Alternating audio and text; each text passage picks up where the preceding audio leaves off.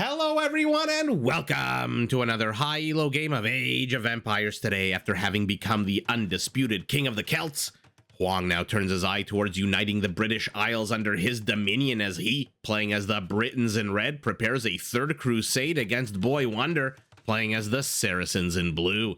Now while the players herd their herdables explore their immediate enclosed off surroundings because we are on Fortress, and try to get their butts up to Feudal Castle, maybe even Imperial Age ASAP, why don't we take a look at the Civ matchup we'll be watching today? And by the way, if you're wondering why they are pulling their wild animals here, their huntables, their rhinos with their scouts, because on Fortress, we'll take a look at the map in a second, but on Fortress you start with a castle, which means that if your scout takes damage like this one did, you can just garrison him inside the castle, heal him up, and then go after the next rhino, which should be, based on the minimap, right there. Look at that horn. All right. Why don't we take a look at the Civ matchup, as I was saying a few minutes ago, before I went down a rabbit hole of horny rhinos. The Britons, a civilization built around supporting its ranged units. Their archery ranges work faster. Their foot archers, except for skirmishers, get free extra range starting in Castle and Imperial. And if that's not enough range for you, all of their foot archers can be upgraded to get even more range. Now, all of this extra range is fantastic news for their unique unit, the Longbow, a decent foot archer unit that comes with a massive 12 range when it's fully upgraded. Now, Briton Trebs are also some of the most powerful in the game because they can be upgraded to do blast damage and have 100% accuracy against stationary units.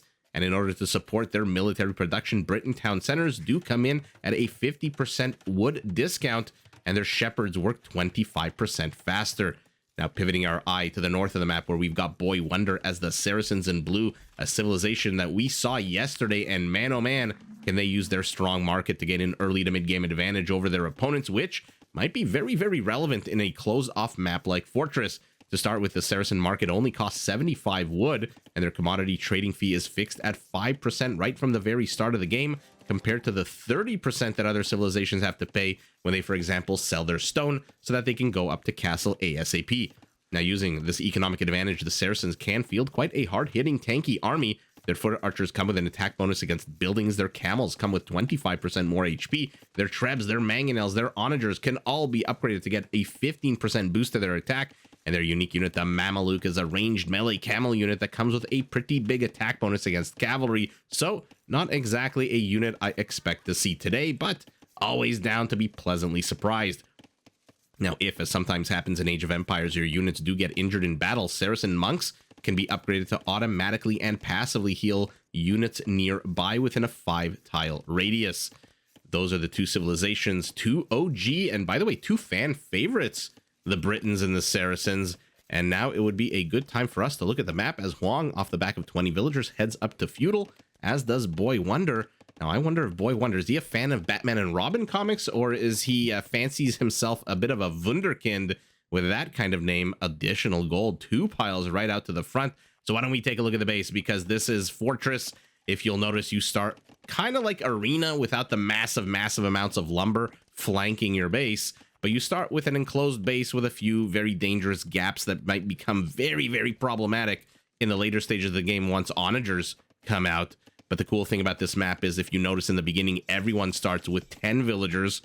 Everyone starts with a castle, a barracks, 4 houses, 5 farms, a scout, which, as we saw, was used very much by both players to lure their rhinoceros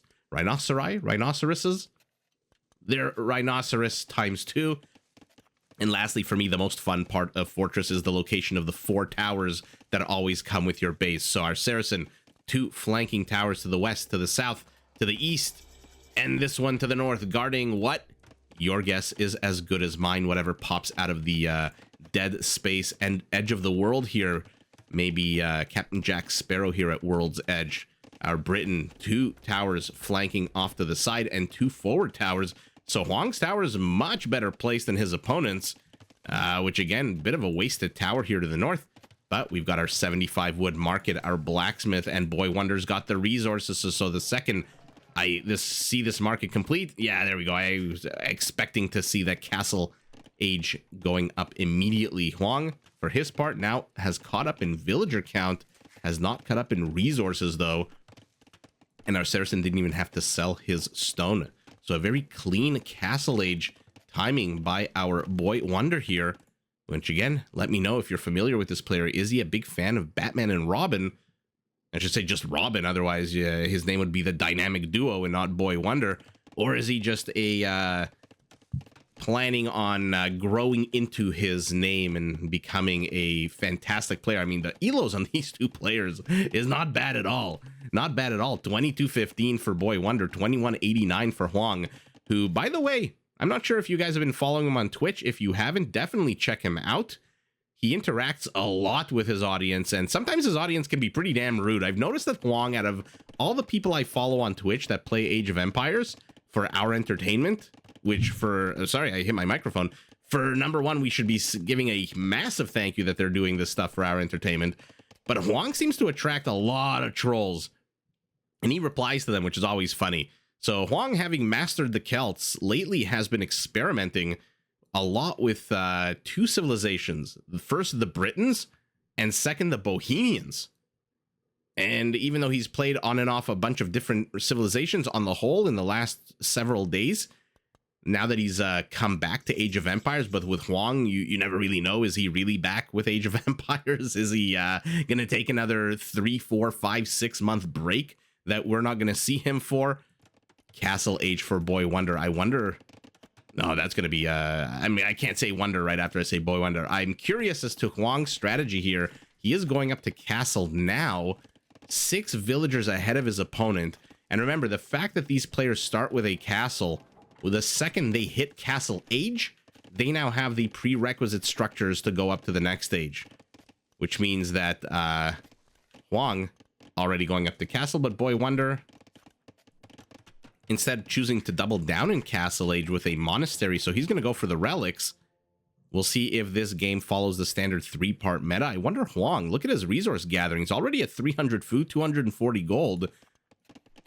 I wonder if he's just going to sell his stone once he hits Castle Age and then boost his ass up to Imperial. We saw Hera do this. We saw Hera hit Imperial at the, what was it, the 16-minute mark of the game. Something absolutely ridiculous with the Turks, which, to be fair, the Turks are known for their fast Imperial on a closed map. But man, 16 minutes is still a ridiculous time.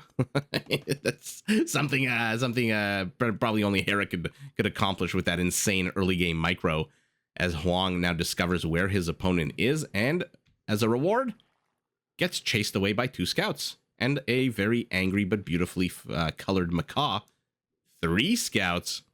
Okay. So these scouts must be very happy. I'm assuming there's going to be a monk coming out. There he is for our Saracen. So as long as he sees Hoang's scout over here, he sees Hoang is still in Feudal Age. And yeah, Hoang is definitely going up to a faster Imperial. Now, he's not going to hit, I don't think, the 16-minute timing that Hera hit. But look at his resources, 800 food, 400 gold. Is he going to sell his stone? Definitely not training anything out of this castle. The monk very, very slowly approaching the relic. We are 14 minutes into the game. No kills whatsoever. The only damage to any unit, I think, is Hoang's scout right now, which is down 10 HP. So there you go. The high octane Vin Diesel, Fast and the Furious Paul Walker action here that you're expecting at the 14.5-minute mark of the game. 10 whole HP reduced from a Dark Age scout. But believe you me, I'm very hopeful. Okay, he's obviously on follow command. Believe you me, I'm very hopeful that this means we're going to see big Imperial Age battles. Because look at Hoang's resources. He's only a little bit of gold away. He sold his stone. No, he did not. He is plopping down 2 town centers. Remember, for the Britons, in terms of wood, it's a 2-for-1. It's a buy one, get one free. They each cost half the wood. So both of them cost together 275 wood. Now, the stone cost, not exactly Bulgarian town centers. I've always wondered which is the preferred discount. Is it the 50% wood discount for the Britons, who lean heavily into archer units and therefore need as much wood as they can? Or is it the 50% stone discount of the Bulgarians, which lean heavily into Krepost pushes, which require stone? Let me know in the comments if you have any opinion on the matter. I'm very curious. There's always never really a right answer in Age of Empires, which is one of the fun, kooky things about this game. Has he seen this relic? No, he has not. But BoyWonder is going to discover it now. He's ahead 700 points. No, he doesn't discover it now. Yes, he does. I was a little too quick to dismiss the scouting. He is ahead 35% in score count. He's got 2 relics. Hoang is heading up to Imperial, though. That does drop your score when you expend 1,800 resources. BoyWonder's got to be so freaking careful right now. He is doubling down economic upgrades up the wazoo here for our Castle Age Saracen. But you know what? If you're going to face any civilization and you're stuck in Castle versus Imperial, the Britons probably one of the ones you'd want to face off against. Why do I say that? Because the longbow on the whole is a fairly standard foot archer unit, meaning it's pretty damn weak compared to cavalry, compared to infantry, definitely compared to siege. And its range upgrades are not quite there yet. Now, Hoang is in Castle, which means that just by getting at the top right here, fletching, he doesn't have a +1 range. He has a +2. And in a minute 18, he's going to jump up to +3 because the Britons get a free +1 range boost in Castle and then another one in Imperial. Ooh, I don't know about going Mamelukes. Don't get me wrong. I love this unit. You guys know I fanboy hard on the Mameluke. But against the Britons, I don't know. I think our Saracen needs to, number one, realize what's going on here. And in 40 seconds, he is definitely going to realize what's going on here, even though he is 19 villagers ahead. That is a significant villager lead. And this army out of Hoang, it's not really a game-ending army. It's not even really a crashing army. This is like, you know, you stop at a red light, and then somebody on a bike runs into the bumper behind you. And then you get out of the car, you're a little upset, you're happy no one's injured because then no one's going to sue you because everyone's suing everyone these days. You're happy that's not happening. And then you look at your bumper and, oh, okay, there's like a little tiny tire mark. This is what this army is. This is not going to accomplish very much. And so I wonder if he's going to send forward villagers as well. Now there's that extra range. Now he's got Bodkin as well. So +2 range from Bodkin and +2 range from the developers of Age of Empires. I mean, look at the line of sight of this longbow unit. My goodness. When you come with the range fully upgraded of a bombard cannon, man, oh man, do you come with an amazing boost to your range. Now, what is our Saracen doing? He is doubling down on his economy, and well done by him, clicking up to Imperial not too long after Hoang. Now, why did Hoang get Loom? Oh, because he's moving out with the villagers. Okay. I was wondering for a second. Now, this entire tiny little force of Saracen power should be enough to do a little bit of damage here. Although maybe I'm wrong. You know what? I underestimated how weak. Oh, first of all, I underestimated the fact that these are still scouts.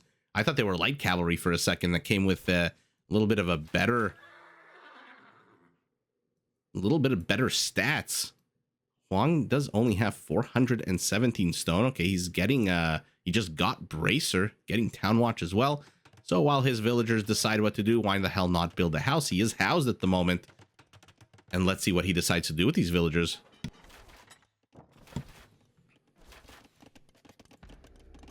Tower getting attacked. It looks like our Saracen also setting up a bit of a flank, keeping a very, very close eye on his opponent to the east here with these outposts, as he now gets the 5th and final relic. Oh, man.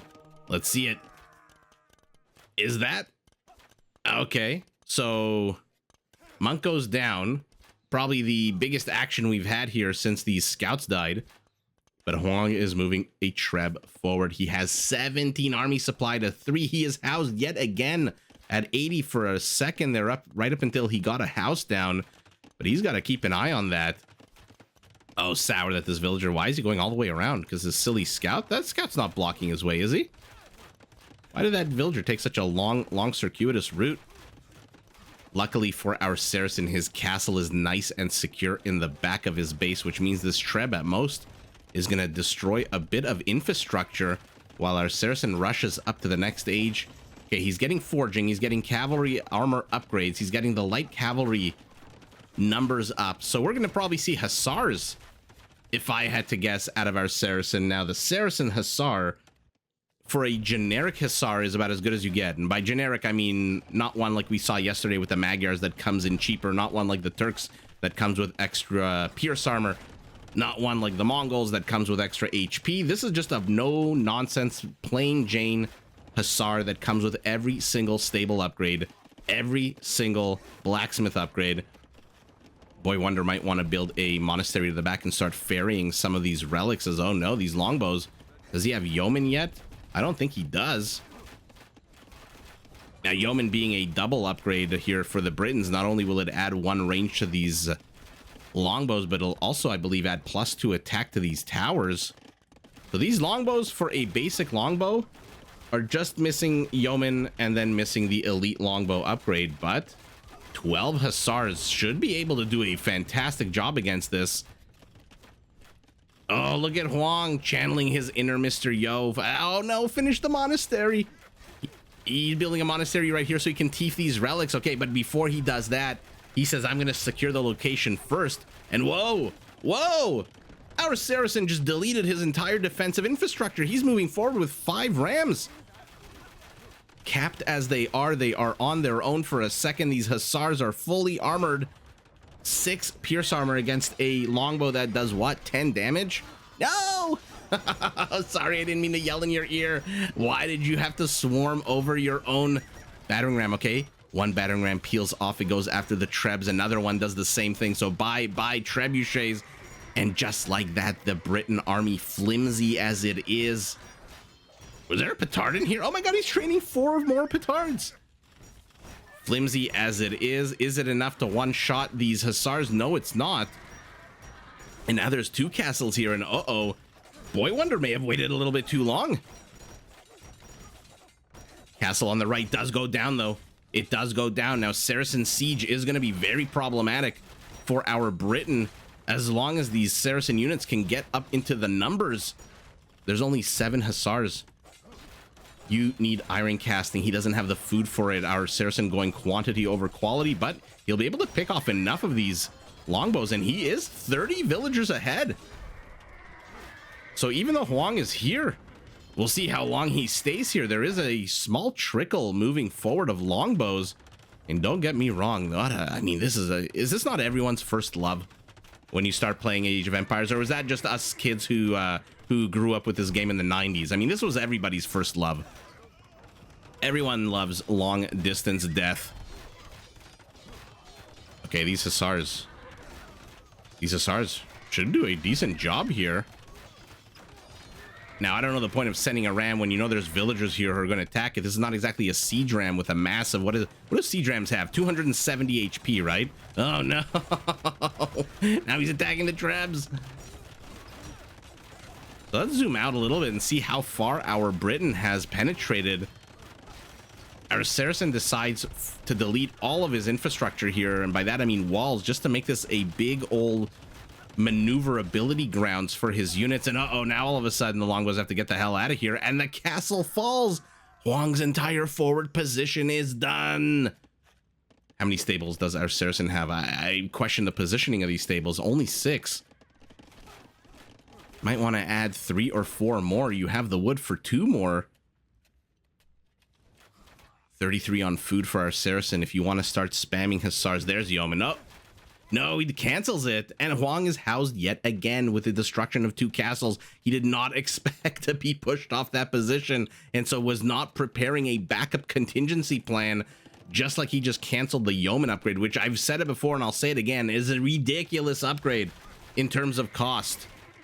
If you're not sure how much Yeomans cost, 750 wood for an archer civilization will bring you to your knees. That's a lot of wood for a civilization that needs wood for their archers. And on top of that, 450 gold. And the longbowman, 35 wood, 40 gold. Not exactly the most expensive unit, but he's definitely going to be able to one-shot. This is why I always say the longbows are very finicky, because if you don't micro them, all 28 of them fire on a single villager. Defensive castle is up, and now it looks like these Hussars are here. Looks like a stone miner met his fate, or her fate, down there underneath the gate. Fate underneath the gate sounds like a really terrible Steven Seagal movie from the 90s. Okay, somebody claimed the relics. BoyWonder needs to get a lot more villagers on wood. Okay, there's the 3 extra stables. Okay, so he's got... now I like the positioning of the stables. He's got 3 flanking on the right. He's going to have 3 flanking on the left, but the range of the frickin' longbows makes them such a deadly raiding unit. Not a unit you really expect to be amazing at raiding, but it is pretty damn good with that 11 range. Especially when there's literally no resistance here from our Briton. Our Saracen, I mean. Sending 1 Hussar down here? These longbows are just going to keep positioning themselves. Okay. I don't think you really want to do this. Uh-oh. Uh-oh. Where's Hoang going? I mean, you could have just gone here. Oh no, BoyWonder doesn't notice. Oh my god. This is atrocious. He notices now. Oh, okay, he does save the last ones, but 53 kills for these longbows, 33 villager kills for these longbows. That being said, our Saracen is still ahead 36 villagers, and Hoang is now getting the economic upgrades that our Saracen needs. He's he's down to 14 villagers on wood. Now that he's got his stables up, doesn't really need that much wood anymore, and just enough to support the farming community. And oh no, he's slowing down the pace of the game. He's going skirmishers when his wood income is not the greatest. And Hoang is just being so freaking mobile with these longbows. They're up to 59 kills, and uh-oh, this is what I was talking about earlier. It looks pretty in the beginning of the game having forests as part of your wall off, but towards the later stages of the game, that's not, oh man, do they create gaps in your walls? Okay, he's got to be careful. He's got to micro these a little bit better. Maybe he's paying attention to the center of the map where something's coming under attack. Army supplies are 9 for our Saracen, a third of which is siege, to 43 of his opponent. These Hussars know that there's a bunch of juicy villagers here. And Hoang is just going to keep being so annoying. Now he's down to 21 longbows, but they still have. Oh, look at that new upgrade here for Capture Age. Damage dealt in terms of resources, 4890. That is fantastic. Now, what I wonder if they can add the total cost of these units, right? So it would be 75 total cost, because 35 wood, 40 gold times 21. I don't know what the hell 35 times 21 is. Something 700 or so. That would be amazing if you can see your army costs 700 resources. You dealt 5,000 in damage, is about as freaking good as you can get here. And I'm not too sure about the switch to skirmishers. Yes, for sure, they come with the attack bonus against longbows. Number one, their range is going to be terrible compared to the longbow, which just now is going to have yeoman. And so just now it's going to pop up to 12. Why is he not just spamming Hussars? Hussars will ruin everything. Was he really scared off by the presence of a few pikemen? Really? 12 pikemen is enough to scare our Saracen from going Hussars into going skirmishers? You don't have the wood income for skirmishers. I think our Hussar had a pretty damn good economy going up in terms of allocation. He had just enough wood to get the farms, and then he had a big amount of farms so that he could pump out Hussars. And this is the problem with skirmishers. By the time they engage into the longbow, 2 or 3 of them are going to die. And then longbows are just fantastic at killing skirmishers. I wonder if it has to do with their attack speed.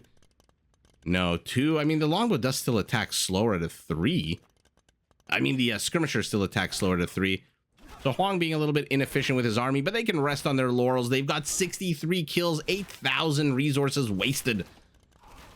And this is the problem now. Blue is just spamming and feeding these units here, and this is not enough. I mean, Hoang is obviously going to retreat because you don't never want to trade trash out for gold units. Look at this. 1, 2, 3 lumber camps for our Briton, who probably wishes he got that Celt bonus with the lumberjacks, jacking that lumber 15% faster. And I don't know. BoyWonder looked like he had a good amount of momentum for a minute there, but now that he's doubling down on skirmishers, I mean, he is training more Hussars. I wonder if he's gearing up for a big battle. This army is completely undefended. Its HP is down significantly, and the Hussars are being spammed out one at a time. Will Hoang be able to do this, or will our Saracen, with a combination of late game trash, be able to push back the third crusade being waged against him? Now, don't ask me how winning the third crusade against the Saracens is going to unite Britannia under Hoang's rule. Just go along with the narrative. I try to make these stories as fun as possible. Don't think too deep. I know there's going to be people in the comments who will say, well, you know, Actually. Well, actually might be the most horrific thing anyone ever wants to hear. Oh my god, they're moving. Did you see them? They were moving off the edge of the map for a second. Again, the suicidal Age of Empires units. And now Hoang is building a stable to counter the skirmishers. He's up to 69 longbows. Now they are fully upgraded with yeoman, with the extra +2 range and imperial, with all of the juicy fixins that come with this delicious meal. And they are going to be really hard for skirmishers to deal with. And like I said, skirmishers great because you're trading out trash resources for gold, but on the whole, longbows are pretty damn adept at killing skirmishers. I mean, this is problematic. You're entering a kill zone here, a trap. But you gotta micro them a little bit better, and he springs the trap, but only with what? 8 skirmishers. And all of that effort, all of those volleys of javelins just to kill a single longbowman. Let me know in the comments below. I've always seen, and I've always figured, based on what I've seen, that the longbow is just not that great at, or sorry, the skirmisher is not that great at killing longbows. I don't know why. Look at this.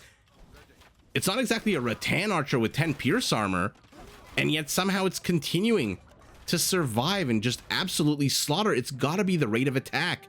As always, it's gotta be the rate of attack. And wow, the United Kingdom. First, he mastered the Celts, which I believe are supposed to be the Scots and the Irish, although we'll call it the North Irish just for historical accuracy's sake. Now he's conquered the Britons, and will he conquer the Welsh? Is there even a civilization in this game designed to mimic the Welsh? No, there is not. But holy moly, Hoang, 78 kills, 54 of them villagers. And our Saracen just couldn't close the deal. He had the opportunity, and I think this was just a big mistake out of BoyWonder. Let me know if you agree or disagree. I shouldn't have highlighted the stable. I meant the archery ranges, because now you're investing a whole bunch of food into upgrading your archer units when you could have just swarmed over this army. You've got 132 villagers, which means you can train 68 hussars, and 68 hussars. I wonder if he was just too scared off by the presence of these pike, and the pike can always, for the Britons, become halberdiers. Their infantry line is pristine. They have all the upgrades that they need, but this sniper squad here in the back was just absolutely devastating. I thought it was a huge mistake for Hoang to enter over here with those longbows, but BoyWonder just did not react in time and ended up losing a shiitake mushroom ton worth of villagers. But wow, okay. Hoang, and then what are you guys doing? Were they just hanging out here? Yeah, they were just hanging out. Okay. Those guys could have wiped this force off the face of the earth. So interesting game here, and I'm glad that I can say that Hoang is now the ruler of the United Kingdoms of Age of Empires, having conquered and taken dominion over all the civilizations of the British Isles. Let's take a look at the stats. 77 hussars, 122 longbows, peak APM right at the beginning of the game for BoyWonder, furiously clicking and queuing. Peak APM for Hoang also in the beginning. You know what I suspect this is? The boar pull. Or I should say the rhino pull, because they were clicking left, right, left, right, left, right, left, right to make sure that the rhino, I keep saying boar, the rhino didn't kill their scout. Remember, rhinos, boars, elephants, they all come with attack bonuses against cavalry, which make them very dangerous. Looks like the scarce resources going to Hoang, the trash resources going to the Saracen, whose economy was 30% bigger. He had all 5 relics for a while. Did he ultimately get them back, by the way? No, I see the dots on the minimap. Oh, just now he gets them back with one scout. Oh my goodness, one monk. So BoyWonder having a few missed opportunities here to destroy the army of our Britain. Number 1, missed opportunity here. Number 2, missed opportunity to get those relics back. And then let me know in the comments do you agree or disagree with my assessment that he should have just not gone archers at all. He should not have gone skirmishers at all, unless, of course, he saw a massive body of halberdiers. 12 halberdiers is not enough. I mean, this is still at the end of the day a castle age unit taking on a not fully upgraded, armor-wise fully upgraded, but still missing iron casting and blast furnace. Those are upgrades he could have used compared to the armor on the on the skirmishers, or even to be honest, anything else.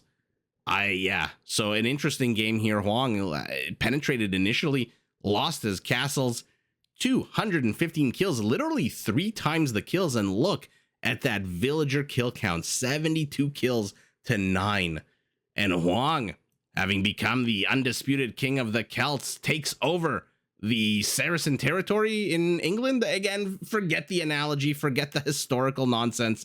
At the end of the day, Hoang unites the British Isles under his rule, becomes king of the United Kingdom of Celts and Britons, takes the W, but GG in a quirky but fun game to both players.